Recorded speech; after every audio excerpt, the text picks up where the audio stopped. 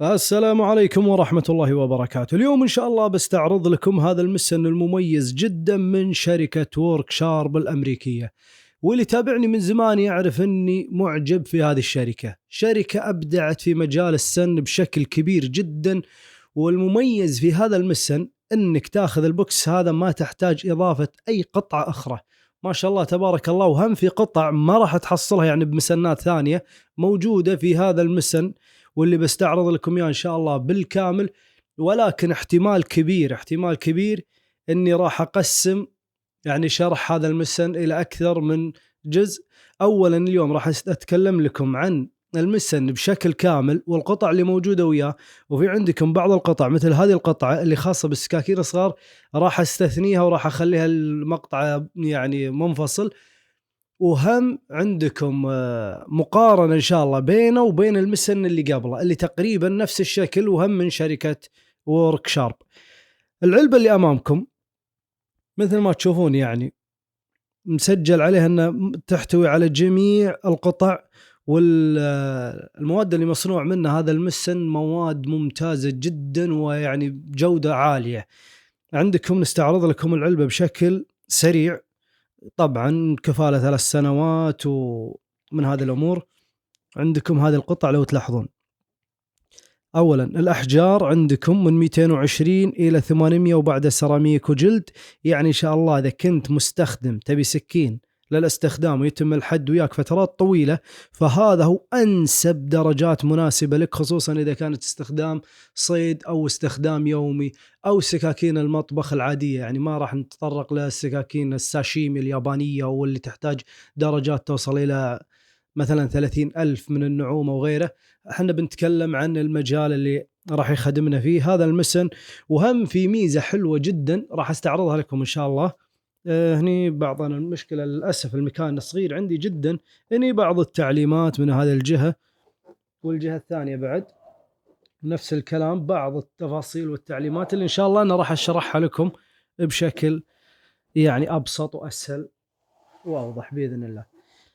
عند فتح هذه العلبة راح تحصل بالشكل هذا. طبعا هذه أنا حاطها ويا مال الشغل. هذه عندكم العلبة الأولى هني بالأعلى، هو راح يكون مقسم من الداخل بالشكل هذا.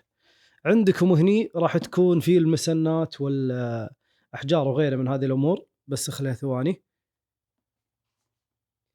هني عندكم القاعدة والمسن أو قاعدة المسن بشكل عام.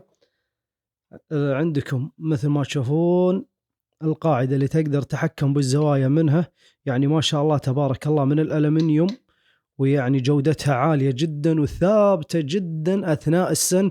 وفي عندكم بعض يعني القطع اللي تقدر تحركها، مثل عندك هذه القطعة اللي خاصة بدوران السكين أو الملزمة نفسها دورانها. وعندكم هنا القطعة اللي تركب فيها العصا اللي خاصة في السن أو الأحجار. وهني عندكم إذا تبي تغير الزاوية تقدر تحكم فيها عن هذا من هذا العجلة هني ترتفع وتنزلها بالشكل المناسب لك. وعندك القاعدة الأرضية لها مثل ما تشوفون بالشكل هذا، وفيها من تحت ربل ممتاز جدا. الربل هذا وثابت يعني ما يعني لا تخاف إن شاء الله أن تحرك السكين أو شيء. نركب لكم أول شيء القاعدة هذه، نركبها تحتوي طبعا على البرغي الأول هني كله شغل. طبعا الحلو فيها إن ما تحتاج أي معدات لتركيب أو يعني تركيب الأحجار أو تثبيت السكين أو تثبيت هذه القاعدة. لا يدوي كامل، ما في أي شيء يعني ما يكون يدوي فيه. الحين نرجع هذه العلبة أو نشيلها بالمرة عشان المكان. ثواني.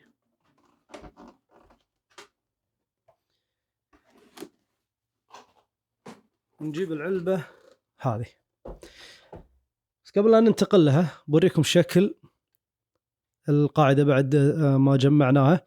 عندكم هني في قطعة بالخلف، هذه طبعا إذا ثبت المسن هذا على مكان ثابت، يعني عندك ورشة مثلا أو عندك مكان ثابت خاص بسن السكاكين أو ورشة خاصة عندك، ثبت هذا وجبت لك نصل حجمه تقريبا 40 سنتي، أثناء التدوير ما راح تقدر تخليه يدور لأنه راح يحوش الأرض أو يحوش القاعدة نفسها. فبالتالي وضعوا لك هذه القطعة أنك ترفعها بالشكل هذا وتنتقل وتضغط وتلف السكين بشكل أريح وأفضل من أنك يعني تواجه أي مشكلة. وطبعا مسجل لك هني 1 و2 يعني بالشكل هذا ترفع تنتقل للدرجة الثانية أو الدرجة الأولى. هذا بما يخص يعني القاعدة الأساسية مع زاوية الحد وغيره. ننتقل هذا البوكس اللي هو فيه باقي الأدوات. طبعا يحتوي على كتالوج راح أشرح لكم إن شاء الله. الملزمة ما شاء الله تبارك الله جودتها ممتازة جدا، وأنا قستها تعطيك إلى 7 ملي، يعني إذا عندك سكين سماكتها 7 ملي بإذن الله أنك تقدر تسنها بهذا المسن. طبعا بهذا الشكل تقدر تسن في أي سكين عندك، وطبعا من داخل رابل وشغل مرتب، ومن الألمنيوم الصلب اللي يعني إن شاء الله أنه ما يحتاج يعني أني أشرح لكم أكثر عنه. ونركبها طبعا هني بالشكل هذا تركيبة. تضغط الزر الأحمر الحين مقفولة، إذا راكب عليه السكين أضغط الزر الأحمر وألفها بالشكل هذا تقفل مرة ثانية. هذه الطريقة المقصودة في يعني تدوير السكين.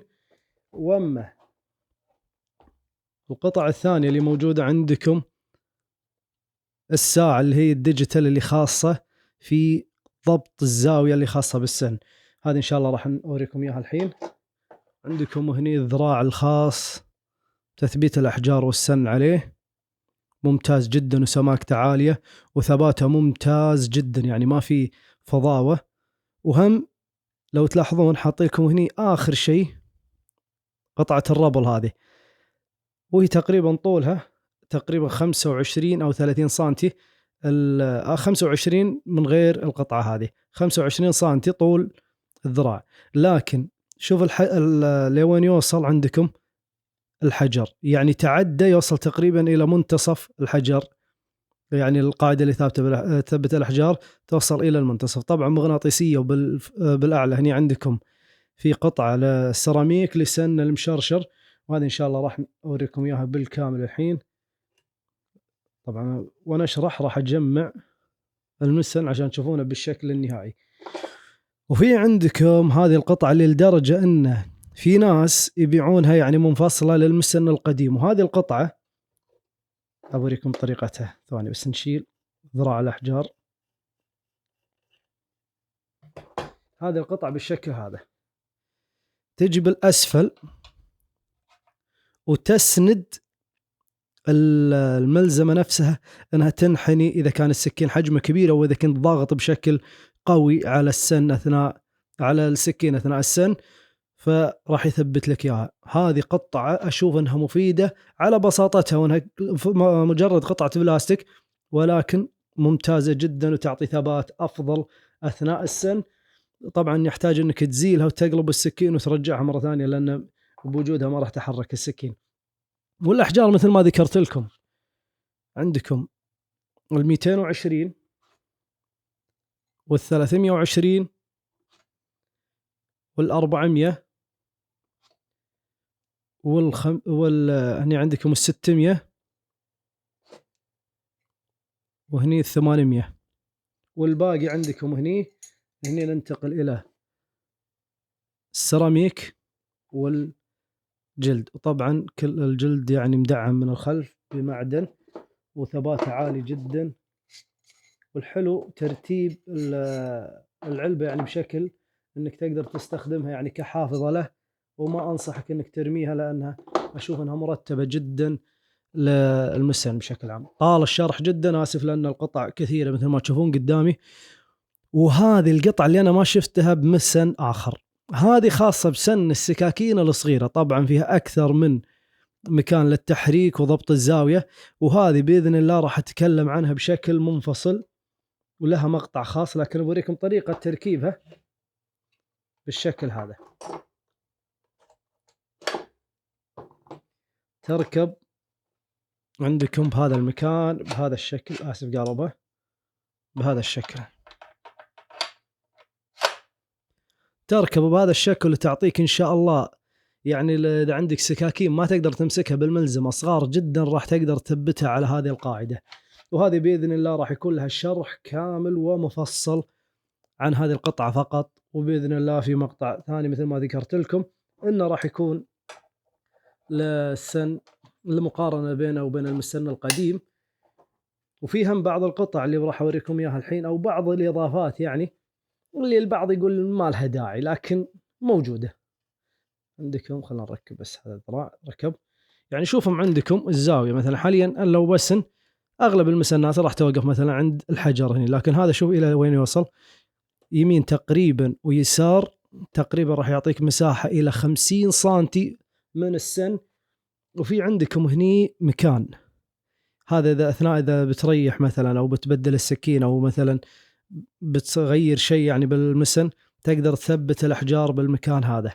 هذه أنا أشوفها إضافة جميلة، بالبعض يشوف أنها تافهة وما لها معنى، لكن أنا أشوف أنها يعني تبعد يعني الحجر عنك أثناء مثلا تقلب السكين، مثلا إذا قلبت السكين أو مثلا إذا كنت تبي تخليها مثلا وقت وتروح وتجي تخاف أن الحجر يلمس السكين ويخرب شغلك عليك وغيره من هذه الأمور، فهذه إضافة على هذا المسن.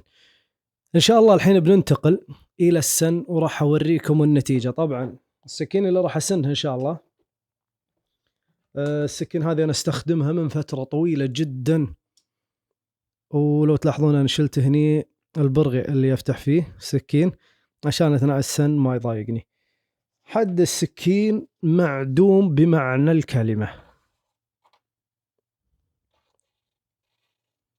يمكن بس الجزء الأمامي هذا الصغير فقط اللي هو في حد،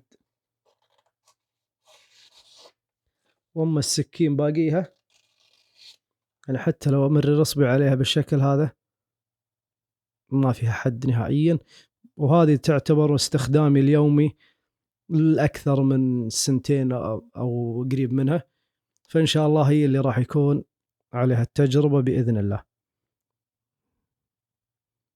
يعني مبين عليها طبعا المعدن الاس 30 فيه. ننتقل بإذن الله إلى طريقة السن ونشوف مع بعض بإذن الله. في أمر مهم نسيت لا أذكره، اللي حاب يشتري هذا المسن من العقيلات أو أي منتجات أخرى من العقيلات، أبى أحط لكم إن شاء الله كود الخصم تحت بالوصف وتقدرون تستفيدون من هذا الخصم. يعني بما أن هذا المسن سعره مناسب راح تحصل لك على هم خصم على هذا المسن أو منتجات العقيلات الأخرى. وحاليا إن شاء الله راح نبدأ نسن هذه السكين. أولا نثبتها على هذه الملزمة، طبعا يفضل أنك تشوف الحفر اللي موجودة هنا بالمعدن أو الملزمة نفسها، أنك دائما تخلي مقبض السكين إلى اليمين إذا هذا كان يعني مقابلك. تركب القطعة هذه بالشكل هذا، تحاول أنك تخليها متساوية. أنا أشوف أنها طبعا تقدر تضغط من هنا وتقدر تضبط الزاوية بالشكل المطلوب من الشكل هذا. إن شاء الله أني أشوفها ممتازة، والحلو فيها أن شد يدوي وبنفس الوقت يعني ما شاء الله تبارك الله قوي جدا، لدرجة أن السكين تصير ثابتة ومهما كان حجم السكين راح تثبت وياك. طبعا حاليا ثابتة، تضغطها بالشكل هذا وتنتقل إلى الجهة الثانية أثناء السن والجهة الأولى، وبالشكل هذا راح تسهل عليك الشغل. ونركب الحجر اللي هو نبدأ طبعا بال220، بما أني راح نشرح شرح كامل عن هذا المسن وطريقة عمله. القاعدة مثل ما ذكرت لكم مغناطيسية، قبلها عندي هذا القلم، سبب أني أحط اللون على الحد عشان أعرف وين أكلت بالضبط وهل أحتاج أنزل أو أرفع من هذا الكلام؟ عندكم الساعة طبعا تقرأ لكم، يفضل أنك تخليها على قاعدة المسن بالشكل هذا. أنا أشوف أن هذه طريقة مناسبة جدا لأنها راح تكون القياس على هذه القاعدة. شوف حاليا معطيني الصفر تقريبا، نركب هني لأن هي هم مغناطيسية. أنا راح أنزل 18 لأن أغلب سكاكين بن شميد تقريبا زاويتها 18 بالشكل هذا. طبعا هي تعطيكم أرباع، يعني 18 وربع، 18 ونص، 18 و75، بعدين تنتقل للدرجة اللي بعدها بالشكل هذا. نمسح مسحة. لا أنا أشوف أني أحتاج أرفع زيادة، أحتاج 20. نشوف 20 شو يصير ويانا.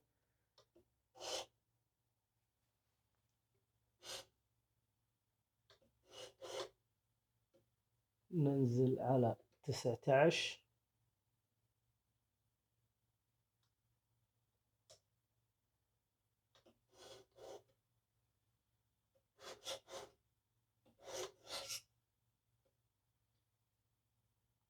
مثل ما توقعت.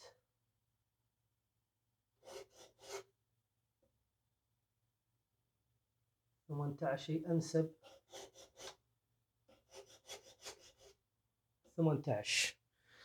18 غالب السكاكين شركة بن شميد أنا لاحظت أنها زاويتها 18. نشيل هذه الساعة. على فكرة أنها صحيح أنها قطعة صغيرة ولكن مفيدة جدا أثناء السنة. الحين نبدأ نسن وياكم وأوريكم شلون يبدأ الحجر ياكل من السكين. طبعا مثل كالعادة مثل المقاطع اللي بعده اللي قبلها راح أسرع المقطع عشان ما ياخذ وياكم وقت، وهم بعد ما ياخذ وقت وياي بأثناء التحميل.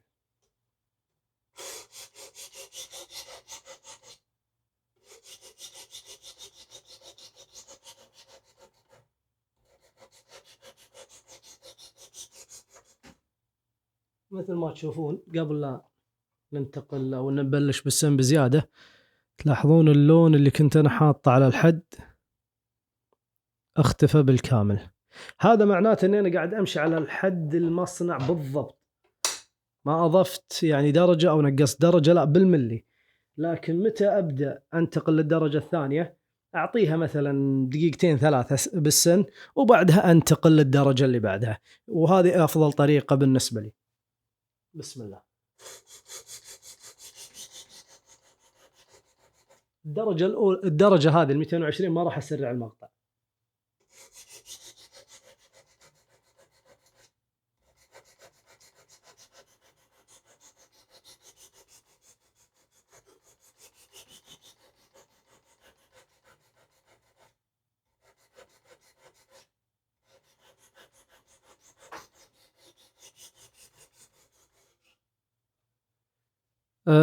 لو تلاحظون ترى أنا ضغطي خفيف جدا، يعني المنطقة هذه بين فيها انحناء الحد من الأمام.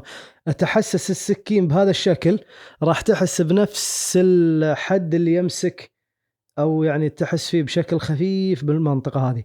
إذا وصلت بشكل كامل على كامل الحد أن مال الحد وياك فانتقل للدرجة اللي بعدها. إذا طول وياك الوقت لا انتقل للدرجة اللي بعدها وسن، عشان لا يصير الحد وياك يعني مختلف، مثلا حد أعرض من حد أو مثلا حد طالع على حد. فهذه من الطرق المناسبة جدا. الحين نرجع نسن. بسم الله.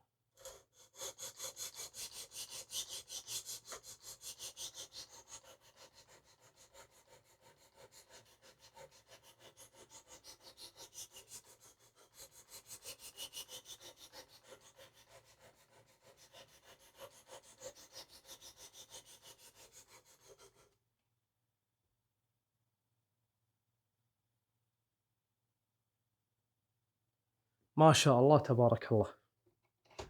خلصت من هذا الوجه، انتقل للوجه الثاني. طبعا ما يحتاج اني احط لون، لكن عشان المقطع راح الون الحد. بسم الله.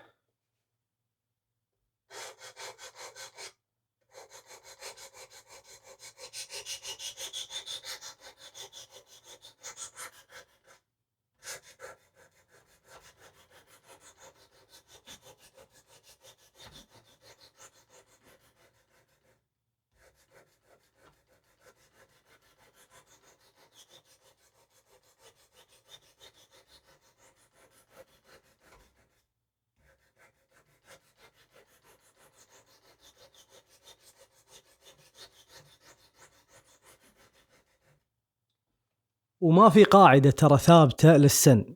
تبي تروح مثلا صعود ونزول، مثلا فقط بس صعود بالشكل هذا، فقط نزول، شوف الطريقة المناسبة لك وسوها. لكن فقط الجلد، فقط الجلد اللي لازم نزول. إذا صعدت بالجلد أكلته بالسكين.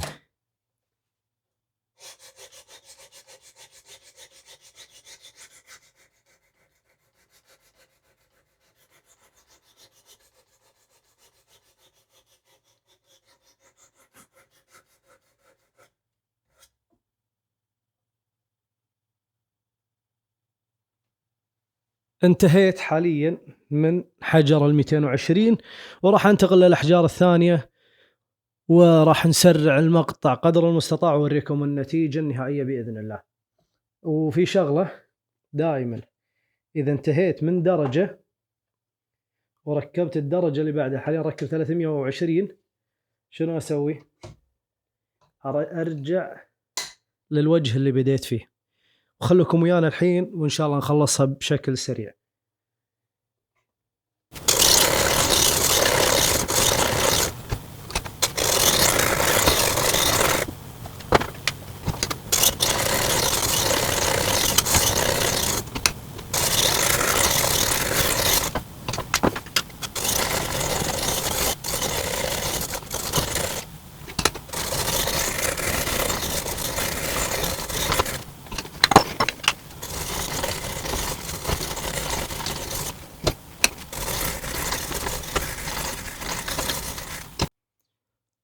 ومثل ما تشوفون ما شاء الله تبارك الله، الحد تغير وياي 180 درجة. بإمكاني الحين أني أكتفي بهذا القدر من السن ولا أنتقل للدرجات اللي بعده. يعني الحد ما شاء الله تبارك الله موس لأبعد الحدود. ولكن بما أنه بشرح كامل فأنا مضطر أني أنتقل للدرجات اللي هي السيراميك والجلد.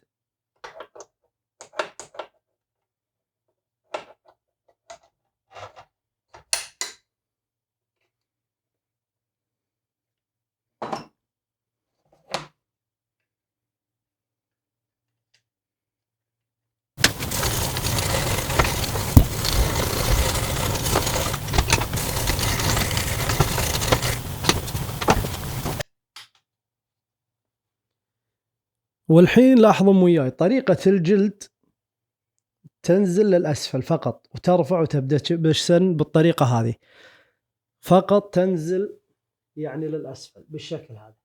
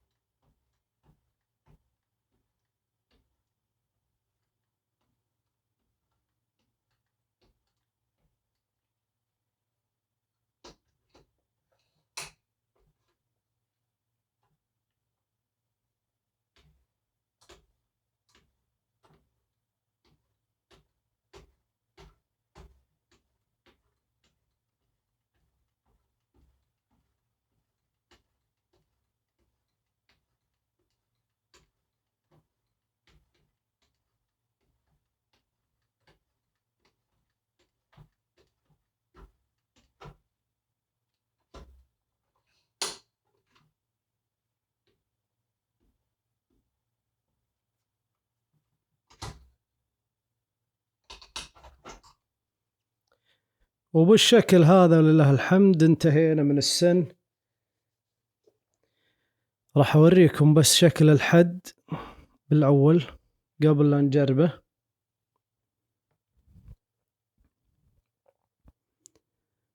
يعني ما شاء الله تبارك الله، حد ممتاز جدا ونظيف شغله. نجرب على ورق. وش خلينا نفكه.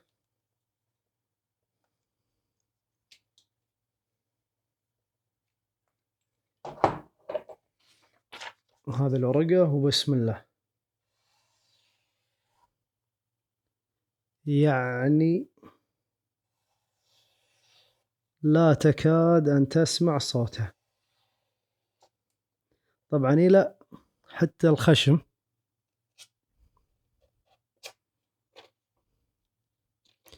ما شاء الله تبارك الله، حد متساوي دقيق جدا وحاد لأبعد الحدود.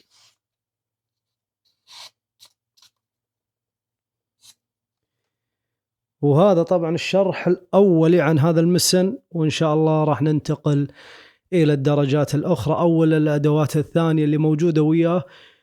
وبالنهاية يا ليت لو تشتركون بالقناة وتدعموني باللايك والتعليق، وإذا أمكن نشر المقطع عشان القناة تقدر يعني نصعد فيها بالمشتركين وغيره من يعني المميزات والفوائد اللي راح إن شاء الله نستفيدها جميعا. لأن الجهد اللي أنتم تشوفونه أمامكم هذا ياخذ مني يعني من التصوير والإعداد والأمور هذه كلها، وهم بعد تضبيط المقطع وتنزيله والحرص على يعني نعيد المقطع مرة ومرتين وثلاث عشان نتجنب أي خطأ وقعت فيه. ولكن إن شاء الله بدعمكم إن شاء الله بنستمر، وإن شاء الله بنقدم فوائد أكثر وأكثر. وانتظرونا إن شاء الله الحلقات الجاية عن تجربة أدوات المسن هذا، وإن شاء الله عن قريب بإذن الله راح تشوفون النتائج عن القطع الثانية.